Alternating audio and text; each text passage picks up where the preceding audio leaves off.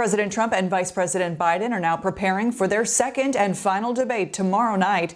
The campaigns continue to hit the battleground states. President Trump was in North Carolina. His predecessor made his first campaign stop of the year. Former President Barack Obama blasted the man who replaced him in Philadelphia. You could say it's ridiculous. At the same time, we did a good job, but it shows a lot of cases.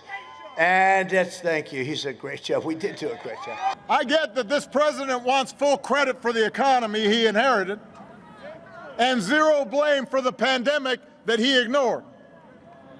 But you know what? The job doesn't work that way.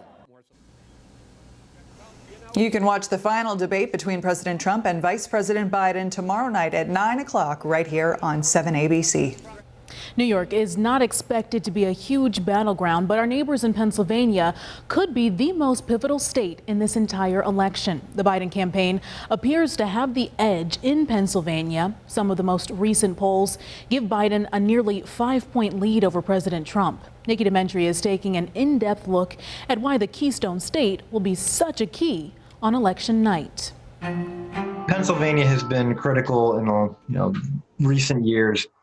Given that it's just one of those closely divided states. And Pennsylvania will be critical again this year. The old joke is that it's Pittsburgh on one side, Philadelphia on the other, and something resembling Kentucky or Alabama in the middle. And that leads to a partisan split. Political expert Jacob Nyheisel says Pennsylvania's urban-rural divide is similar to New York's. The difference, though, more people live in and around New York City, which turns New York blue. In a place like Pennsylvania, with a really, really motivated Trump base in a lot of those rural places in Pennsylvania, it ends up being a little bit closer to even. McKean and Potter counties are just across the state line. Data from Politico shows both counties voted overwhelmingly for President Trump in 2016.